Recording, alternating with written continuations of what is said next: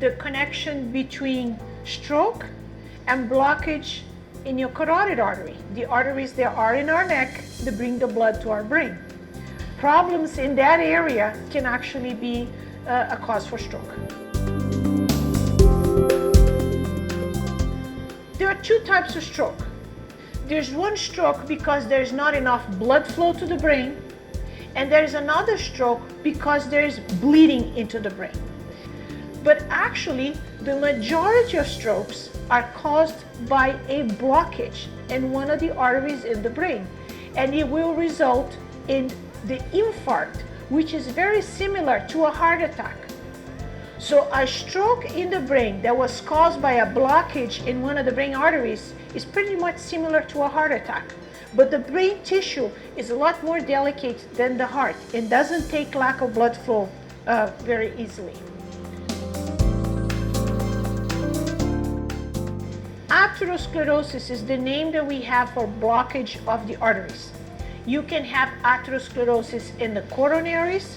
We can have atherosclerosis in the leg arteries. We can have atherosclerosis in the carotid artery. And actually the stenosis, the blockage of carotids, 90% of it is caused by this blockage. And what is the blockage made of? Plaque.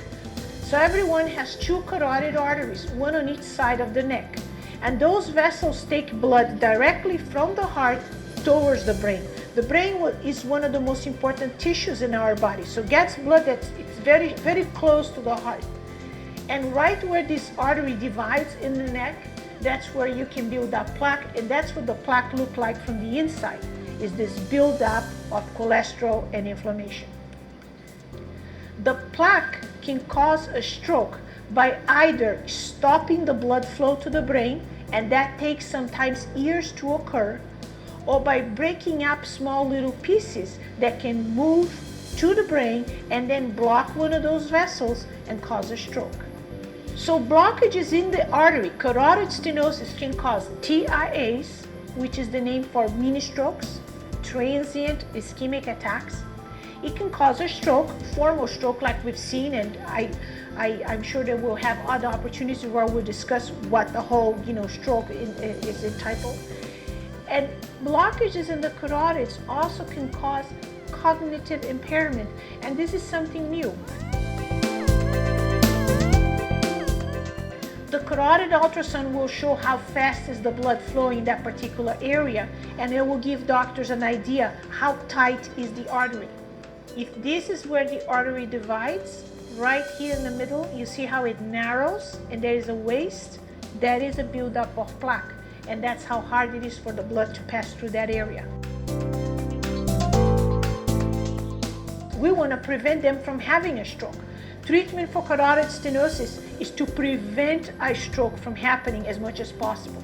What do we call optimal medical management? So if the patient has a buildup, but it's not quite 80%, or it's not quite that much of a blockage, what do we do for those patients? Well, we have a series of changes that need to be done in your lifestyle. We must get the patients to quit smoking if they're smokers. We need to give them some kind of blood thinner so we'll help not to build up that moss, that clot in that plaque. And we look into the risk factors that those patients have. The way we do the surgery, we literally scoop the plaque out of the carotid. We put clamps so there's no bleeding. We put a shunt. I particularly use a shunt, some surgeons don't, it's a technique, but blood continues to flow into the brain while we'll take our time and remove all that buildup of plaque from inside the artery. Another option for patients that have a buildup of plaque in the neck is to put a stent. A stent is a great option for a group of patients that could not tolerate open surgery for whichever reason. When we do recommend surgery for carotid artery blockage, the treatment is to prevent a stroke. What are the risk factors for blockage of the arteries? And I use the word atherosclerosis. That's hardening of the arteries. Atherosclerosis is a process of building up of plaque in arteries throughout your body. So when we discuss here control risk factors for carotid disease, we also control risk factors for coronary, for leg arteries, and elsewhere in your body. Genetics, as I said, we can't change. We must quit smoking and promote smoking cessation. We need to look into obesity and metabolic syndrome. Increases your risk of having hyperglycemia and hypercholesterolemia. We need to control high blood pressure, high cholesterol, and diabetes. So as far as preventive measures in general for buildup of plaque in your arteries, to promote cardiovascular health and to decrease your risk of stroke, smoking cessation, increase physical activity, weight reduction and maintenance, a healthy diet, and maintain risk factors under medical supervision. Thank you. I hope I didn't rush too much.